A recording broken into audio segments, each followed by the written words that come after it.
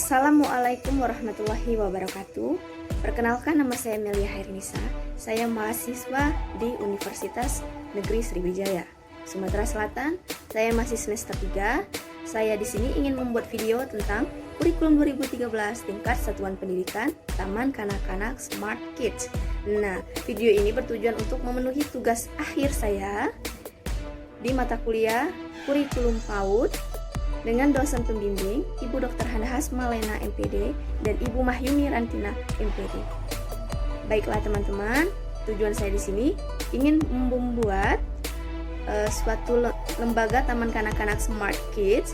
Di sini namanya saya menentukan sendiri, serta yang lain-lainnya juga saya menentukan sendiri. Baiklah, silakan disimak videonya.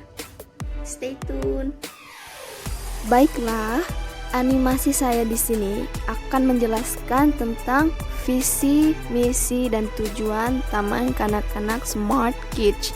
Yang pertama, kita ada visi TK Smart Kids adalah terwujudnya peserta didik yang memiliki keterampilan berprestasi, mandiri, dan berakhlak mulia sesuai dengan usianya dan mengoptimalkan aspek perkembangan pada diri anak. Yang kedua, keunggulannya yaitu untuk meningkatkan anak-anak TK Smart Kids menjadi anak yang memiliki keterampilan berprestasi, mandiri, menghormati orang yang lebih tua, mengenal tentang nilai agama, berpikir kritis, serta berkarakter. Yang kedua, misi. Untuk mencapai visi tersebut, TK Smart Kids Palembang mengembangkan misi 1. Membangun keterampilan anak sesuai dengan usianya. Kedua, menciptakan kreativitas pada diri anak. Ketiga, mengenalkan kepada anak tentang nilai agama dan moral. Keempat, melaksanakan pembelajaran aktif, kreatif, efektif, dan inovatif. Kelima, memfasilitasi kegiatan belajar yang aktif dan menyenangkan sesuai dengan tahapan perkembangan minat dan potensi anak. Keenam, menyiapkan anak didik ke jenjang pendidikan dasar dengan ketercapaian kompetensi dasar sesuai tahapan perkembangan anak. 3. Tujuan lembaga. 1. Mendidik anak agar menjadi anak yang berakhlak mulia, kreatif, dan mandiri sesuai usianya. Kedua, menciptakan suasana sekolah yang disiplin. 3. Menyiapkan anak didik ke jenjang pendidikan dasar dengan ketercapaian kompetensi dasar sesuai tahap perkembangan anak. Keempat, mengembangkan kurikulum dan perangkat pembelajaran yang inovatif. Kelima, meningkatkan profesionalisme tenaga pendidik dalam mengelola pendidikan yang menyenangkan dan berpotensi serta berkualitas. Yang ketujuh, menjadikan anak berguna bagi nusa dan bangsa. Nah, saya di sini akan membahas tentang arti nama TK, arti warna latar belakang logo TK Smart Kids, arti gambar logo TK Smart Kids. Oke, yang pertama arti nama dulu ya. Seperti yang kita ketahui, namanya adalah Smart Kids. Smart itu yang berasal dari bahasa Inggris yang artinya cerdas. Kids juga berasal dari bahasa Inggris yang artinya anak. Jadi, harapan TK ini ialah untuk anak-anak yang ada di dunia ini agar menjadi anak yang cerdas dalam segi hal apapun. Alasan saya memilih nama TK ini, itulah harapan saya agar anak-anak di dunia ini bisa menjadi anak yang cerdas dalam segi hal apapun, agar bisa membuat negaranya semakin mampu bersaing secara internasional. Yang kedua, ada arti warna latar belakang logo TK Smart Kids. Nah, latar belakang warna logo Smart Kids ini kan warna orange, yang bermakna sebagai warna yang cerah atau ceria, yang berarti mempunyai harapan agar anak-anak menjadi anak yang ceria sesuai dengan usianya. Warna oranye juga merupakan warna dari matahari yang artinya selalu menerangi dunia. Begitu juga harapannya kepada anak-anak agar selalu bisa menerangi dunia ini dengan prestasi mereka. Warna orange juga bisa menyejukkan hati bila dipandang dan membuat suasana belajar nyaman. Nah, arti gambar logo TK Smart Kids ini kan, di dalam logo tersebut terdapat gambar anak, baik anak perempuan maupun anak laki-laki sedang membaca buku bersama. Harapannya agar anak-anak zaman sekarang lebih menyukai membaca buku dibandingkan bermain handphone. Ada pepatah, buku adalah jendela dunia. Maka semakin banyak membaca buku, semakin banyak pula pengetahuan yang didapat. Struktur kurikulum. A. Standar tingkat pencapaian perkembangan atau STPP. 1. Nilai-nilai agama dan moral meliputi mengenal agama yang dianut, mengerjakan ibadah, berperilaku jujur, penolong, sopan, hormat, sportif, menjaga kebersihan diri dan lingkungan, mengetahui hari besar agama, dan menghormati atau mentoleransi agama orang lain. Fisik motorik meliputi motorik kasar, memiliki kemampuan gerakan tubuh secara terkoordinasi, lentur, seimbang, dan lincah, dan mengikuti aturan. B. Motorik halus memiliki kemampuan menggunakan alat untuk mengeksplorasi dan mengekspresikan diri dalam berbagai bentuk. C. Kesehatan dan perilaku keselamatan memiliki berat badan, tinggi badan, lingkar kepala sesuai usia, serta memiliki kemampuan untuk berperilaku hidup, bersih, sehat, dan peduli terhadap keselamatannya.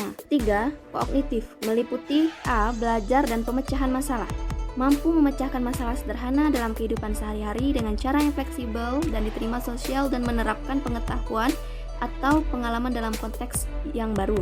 B. Berpikir logis mengenal berbagai perbedaan, klasifikasi, pola, berinisiatif, berencana, dan mengenal sebab akibat. C.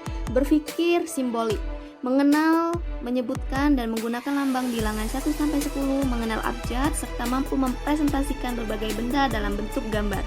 4. Bahasa meliputi memahami reseptif bahasa, memahami cerita, perintah, aturan, dan menyenangi serta menghargai bacaan. B. Mengekspresikan bahasa mampu bertanya, menjawab pertanyaan, berkomunikasi secara lisan, memahami dasar bahasa lainnya, menceritakan kembali apa yang diketahui.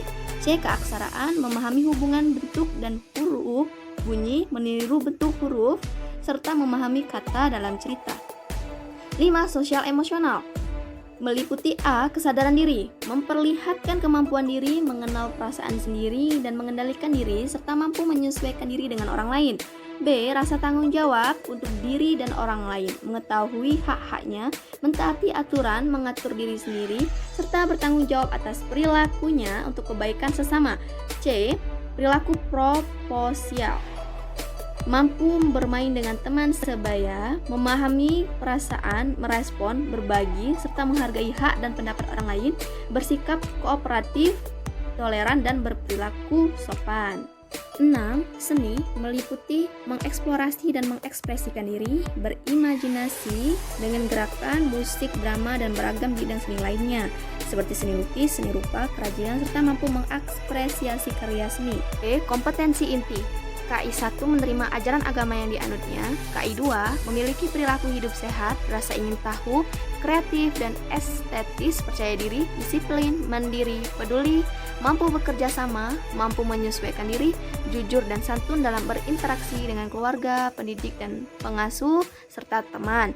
KI 3 mengenali diri, keluarga, teman, pendidik atau pengasuh, lingkungan sekitar, teknologi, seni dan budaya di rumah, tempat bermain, dan satuan PAUD dengan cara mengamati dengan indera, bisa dengan melihat, mendengar, menghidup, merasa, meraba, menanya, mengumpulkan informasi, mengolah informasi, dan mengkomunikasikan melalui kegiatan bermain.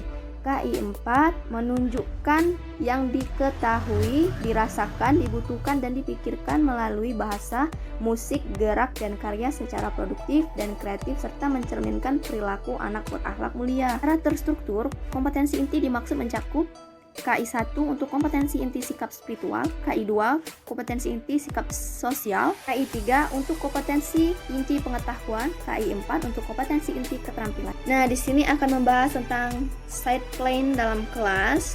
Ada keterangan sarana prasarana. Yang pertama ada balok, main peran, permainan, seni, perpustakaan, manipulatif, bahan alam, musik dan gerak, memasak, komputer, meja, kursi, karpet, dan jam dinding, kotak sampah, kotak P3K, papan tulis, dan beraneka ragam buku, vas bunga, jendela, pintu, dan lain-lain. Nanti saya akan tempelkan juga contoh gambar set plan dalam kelasnya juga. Di sini juga ada side plans dalam sekolah beserta sarana dan prasarana. Yang pertama ada parkir orang tua murid, parkir staf, taman pasif, taman aktif untuk bermain anak, ada lobby, ada ruang serbaguna, ruang ke TPA, ruang guru dan staf, pantry dan WC, ruang servis dan dapur, ada ruang kelas dan lain-lain. Nanti akan saya tempelkan juga ya gambar contoh state plan sekolah beserta sarana dan prasarananya. Nah, saya juga akan membahas tentang struktur organisasi TK Smart Kids, ya ini ada ketua yayasan, ada kepala sekolah, dan ada guru-guru. Saya juga akan menempelkan apa saja tugas pokok dari ketua yayasan, kepala sekolah, dan guru dalam kelas. Nah, saya akan menjelaskan juga tentang standar pengelolaan PAUD. Standar kompetensi pengelolaan yang ada di dalam PAUD merupakan kegiatan manajemen yang berkaitan dengan perencanaan, pelaksanaan, dan pengawasan penyelenggaraan PAUD. Pengelolaan tersebut memiliki tujuan untuk menjamin terpenuhinya hak dan kebutuhan anak serta kesinambungan pelaksanaan pendidikan anak usia dini. Standar pengelolaan tersebut tidak terbentuk secara begitu saja tanpa ada yang merumuskan, akan tetapi perlu dirumuskan bersama-sama oleh unsur-unsur yang terkait seperti halnya Direktorat PAUD, SNP, tim PAUD, pengelola, akademis, dan juga stakeholder. Standar pengelolaan pendidikan anak usia dini meliputi perencanaan program, pengorganisasian, pelaksanaan kerja, pengawasan.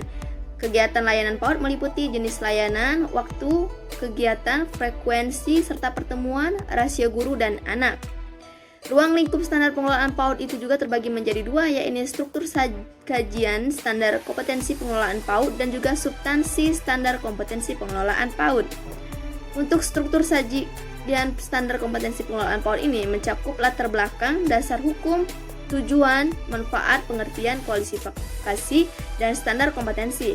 Sedangkan untuk substansi standar kompetensi pengelolaan PAUD mencakup kompetensi pedagogis, kepribadian, sosial, dan profesionalisme. Nah, ada juga di sini saya akan membahas tentang standar penilaian.